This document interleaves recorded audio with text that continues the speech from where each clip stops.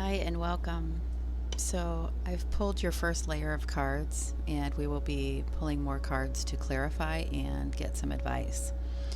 But first, what Spirit wants to talk to you about. Over here we have the Ten of Wands. As you can see, she has a heavy burden. She's carrying all the flowers on her back. It's weighing her down. So this is, the world, you're doing everything. You're feeling like all the burden or the responsibility is on your shoulders. Something is not balanced or equal. And this is going to cause a tower moment. This could be you,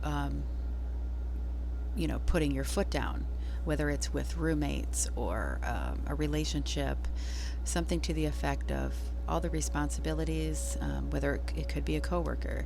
It has something to do with a partnership, because we have the Two of Cups here. You're craving something that is more equal, mutual, a mutual equal partnership where everybody's pulling their own weight. That's what the Two of Cups is, where we have things mutual, everybody's working together in harmony. We have the World card here. The World card is the last card in the major arcana. That's where we have a completion of a cycle. So something will come to an end. So whether it's you putting your foot down and creating this tower moment of I've had enough, and then the Six of Pentacles is wonderful because that's what you're looking for. This is the equal give and take. We're both going to share this. No one's going to take more than the other. As you can see that there is scales here. It's a balance, and that is what is needed. That is what is missing, and that's what's causing that. Over here, we have two cards that came out. We have the King of Wands with the Three of Wands. She is waiting for her ships to come in. She has made her moves, and things are moving along, and she is, as you can see, she has got her hand on her hip. She's the boss of, she's made her move. She's made her decision. And then we have the King of Wands, the fire sign. He is an entrepreneur.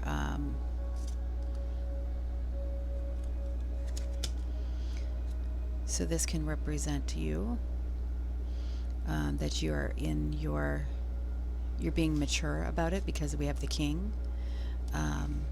This could represent you have made a mature decision, and then under the deck we have the Star.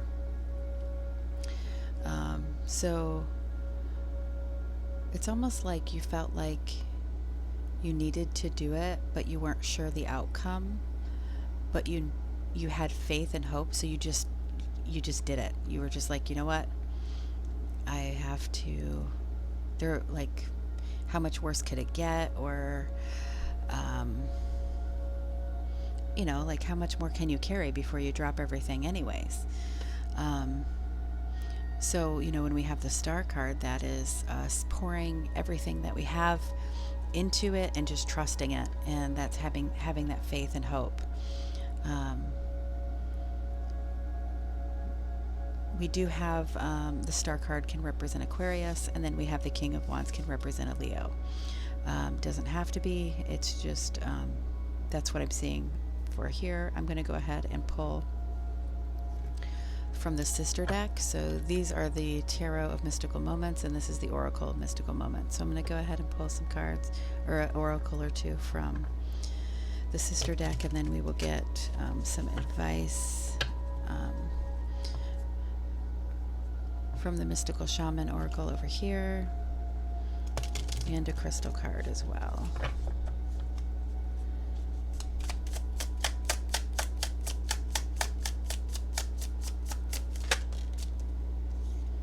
The Gift. So we have a 23 that breaks down to a 5. 5 does it represents change. So things are definitely changing. Um,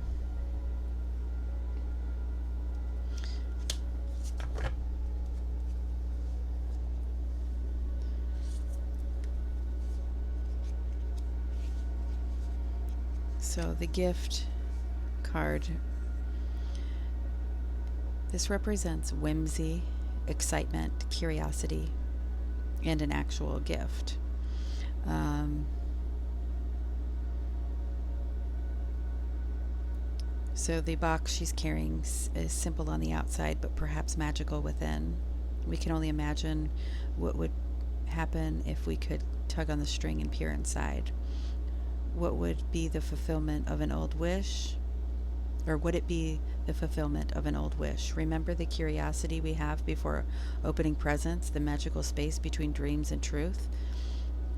A gift reminds us of the excitement that we have in these special moments.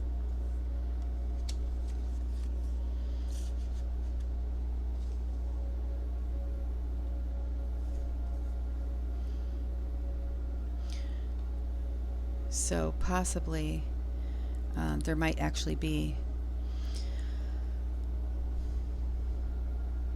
this equal give and take might start from a gift. There might be an actual gift coming. It could represent the gift of you not really knowing how this was all going to turn out, but just pouring all your water and going with it and having that hope and faith in the universe. I really want to pull one of these because these have been really great.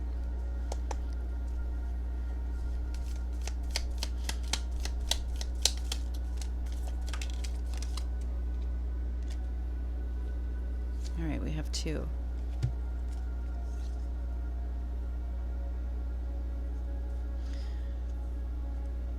Blue spinel and turquoise. So turquoise represents peace, tranquility, and patience. Turquoise reminds you that there are gifts in every gifts. It reminds you that there are gifts in the everyday, and each moment in your life matters. Small things add up and become big things over time. They sure do, especially when, sometimes the small things that are going bad add up to a thing where we're just like, I've had enough too. Have patience for all your labors of love, including yourself. Regarded as a bridge between heaven and earth, turquoise is a sacred stone in many Native American traditions and used as a source of healing and connection. Link to the heavens within yourself, the parts that bring you joy and remind you of your own inner magic. And this card can be helpful for Scorpio, Sagittarius, and Pisces. And then we have Jupiter, Venus, and Neptune. There's quite a bit. Usually it's just one sign and one planet on there. So that it's definitely... see, this one has Gemini and Pluto. So this is for persistence, fresh perspective, and revival.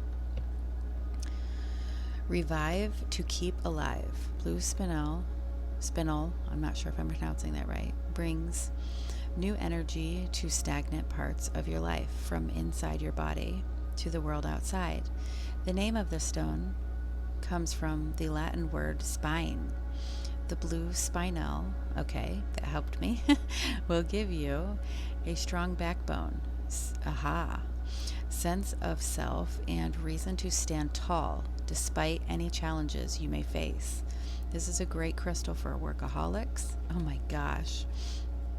And there's her standing tall. There's the workaholic, and there's where she had her backbone. It eases stress and anxiety and instills a renewed sense of resolution. You can make it to the end if you put your mind to it. Blue spinel provides that fresh perspective to reset and rejuice. Good for Gemini and Pluto. So that definitely, made sense for me for what I was picking up on the reading. And then this was talking about the gift, the gifts. Maybe this is telling us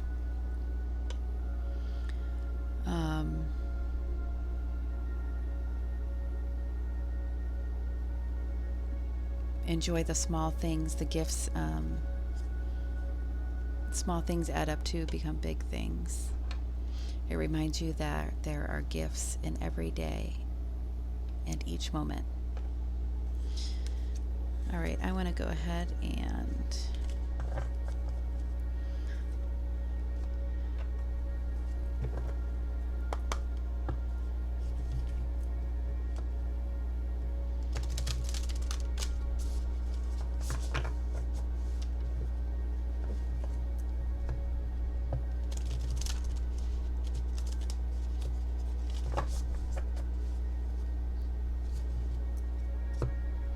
gift, and then the standing tall.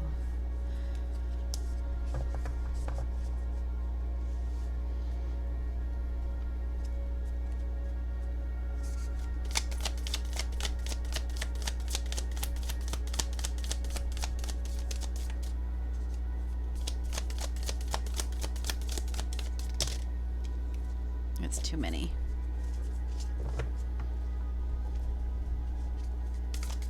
Here we go. Completion.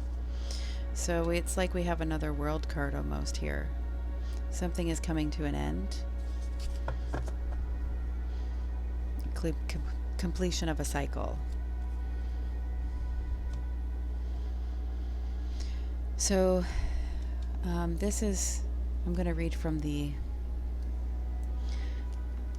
just the little medicine part where it's giving us advice, because that's what I'm pulling these from the Mystical Shaman Oracle. These cards I'm pulling for their advice.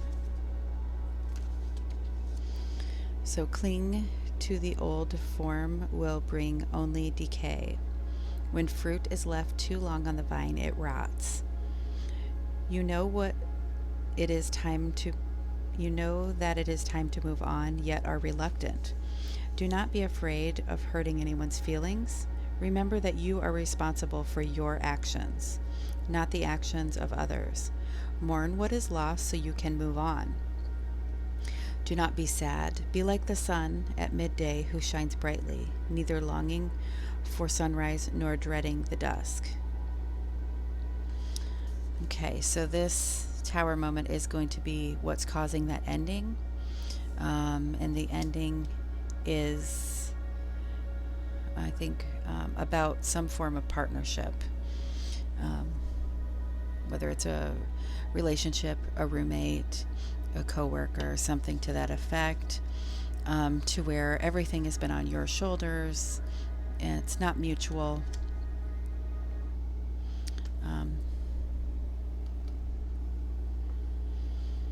So that is the advice.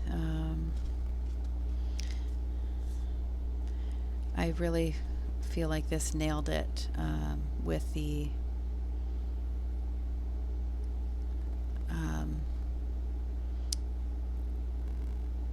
it gives you that strong backbone and sense of self, reason to stand tall. This is what she looks like here. And it came out with that King of Wands, having that fire, standing in your power, knowing that you made that right decision, and looking forward to the future. It's almost like this is where she's at right here, is describing what was saying in the card, not even necessarily looking forward to the sunrise or the sunset, being in that moment and enjoying it. All right.